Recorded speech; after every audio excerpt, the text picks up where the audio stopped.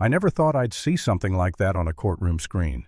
There it was, Nancy Feldman, the almighty president of our HOA, slipping into the ER where my wife lay 6 months pregnant, monitors beeping her body pale under fluorescent lights, and Nancy just ripped the curtain back like she owned the place. She held her phone up, recording my wife's most vulnerable moment as if it was hers to exploit. That footage, that single frame of her crossing a line nobody should ever cross, changed everything. It was the moment I knew this wasn't about rules anymore. It was about survival, mine and Emma's. I should start from the beginning. My name's Daniel Reeve. I'm not just some guy tinkering in his garage. I'm a licensed structural engineer, a compliance consultant who helps cities design disaster shelters. FEMA, certified county licensed. When the wildfires rolled through last year, my wife collapsed from smoke inhalation, and that's when I knew I couldn't wait for someone else to keep her safe. I built our storm shelter by hand, filed every plan with the county, had it stamped and approved. It wasn't a hobby. It was the one thing I could do to guarantee my wife and unborn child had a place to breathe when the world turned toxic again. So imagine opening your door one morning, finding a fat envelope shoved under your welcome mat, and reading words like non-compliant architectural obstruction. Obstruction. It was an emergency shelter, a life raft bolted into the earth. They said the hatch disrupted community harmony. Harmony. That word was their favorite weapon. It wasn't visible from the street unless you squatted at a weird angle with a zoom lens, but Nancy didn't care. She'd already decided. That's Nancy Feldman for you, queen of the clipboard, always looking for a rule to twist. Willow Heights was her little kingdom. I'd seen her pull the same stunt on a neighbor who built a ramp for his disabled son. She called it non-conforming slope presentation. Took 3 months and a disability rights group to get her to back off. Another family had to tear down a treehouse because she claimed it disrupted uniform tree coverage. Wind chimes, hot tubs, even a damn compost bin. If she didn't like it, she'd find a way to brand it a violation. And now it was me. At first it was just fines, $50 a 100. Then came the forum posts, anonymous but not really, little jabs like, "Some of us follow the rules, some don't." Makes you wonder who our HOA is protecting, with a zoomed-in photo of my shelter plastered underneath. My neighbors stopped waving. They looked away when I walked past. You ever feel a neighborhood turning its back on you, one fake smile at a time? That's what it was like. Then the escalation hit. Another letter.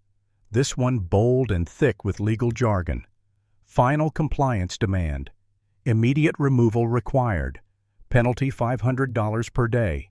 3 pages of made-up clauses and citations. One of them, Section 12.4b, didn't even exist. I checked the charter myself. She literally invented a subsection to scare me into submission. That's when Jared Olson showed up. Jared was one of the night security guys. Quiet, never picked a side, walked the sidewalks like a shadow. He stood at the edge of my driveway one night, hands buried in his vest pockets, looking like he'd rather be anywhere else. He told me he'd seen Nancy crouching by the landscaping truck after midnight, snapping pictures of my shelter.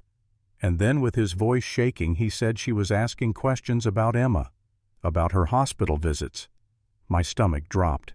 Why the hell would an HOA president want access to my wife's medical records? I called the hospital, asked if anyone had requested Emma's charts.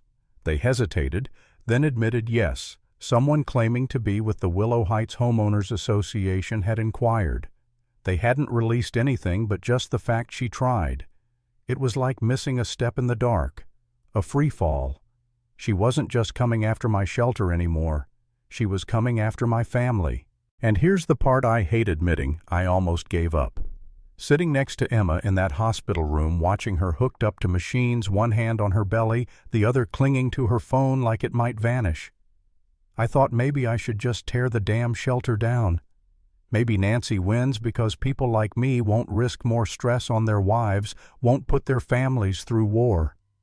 I stared at Emma's face, pale but steady, and wondered if I was the selfish one holding on to a structure instead of letting peace in. For a moment, I was ready to fold. But then something shifted. Emma whispered, "What if there's another fire this year? What if she makes us take it out and we need it? That sentence hit me like a hammer. It wasn't about winning or losing a fight. It was about safety dignity, the right to protect my wife and child.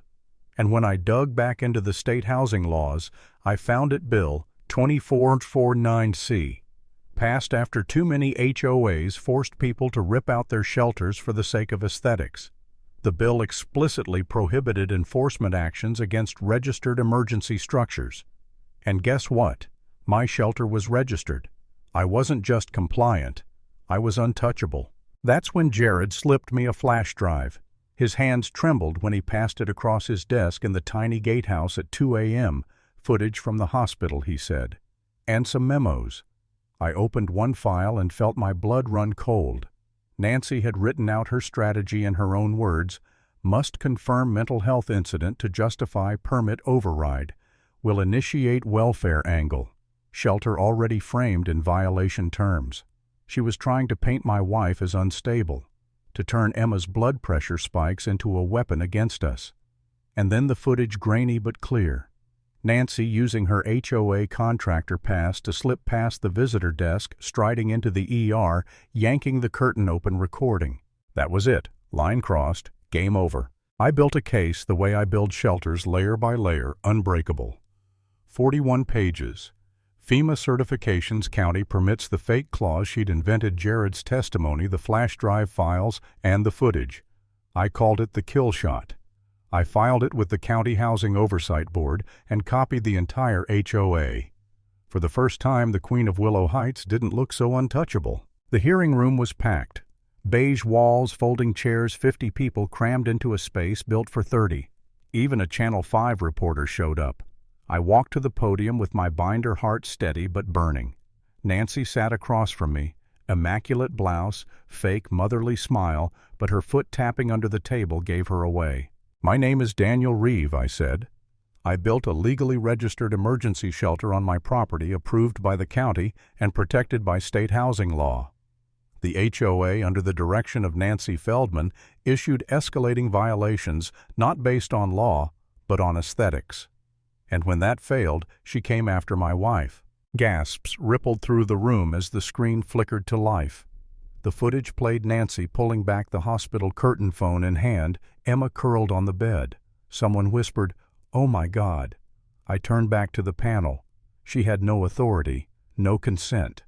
And then she used this unauthorized visit to push for enforcement action. Jared stood voice steady now. I was instructed to delete digital memos. I copied them instead. The letters were drafted before any board votes. She fabricated the entire process. Nancy shot up from her chair. "This is a smear campaign. He's cherry-picking." Her voice cracked shrill, desperate. "Officer Llewellyn." The oversight officer slammed her pen down. "You'll have your turn, Mrs. Feldman. Sit." And then the neighbors spoke. One after another, voices long suppressed finding air at last. She fined me for wind chimes. She made me tear down my daughter's playhouse. She called my emotional support dog a symbol of instability. The room wasn't a hearing anymore. It was a reckoning. When it ended, the board suspended every action Nancy had taken, ordered her to stay away from me and Emma, and promised a written decision within 48 hours. 2 days later, it came. Nancy Feldman, stripped of all HOA authority, fined $15,000, referred to the State Ethics Committee for abuse of power and privacy violation. In plain words, she lost. Completely. Her clipboard couldn't save her. Her fake smile couldn't save her. Her years of bullying collapsed under the weight of her own arrogance. And me? I didn't celebrate. I didn't throw a party. I just walked out of that room knowing one thing: when someone tries to weaponize rules to strip away your dignity, you don't bow, you build. Because bullies crumble when you stand taller than their lies.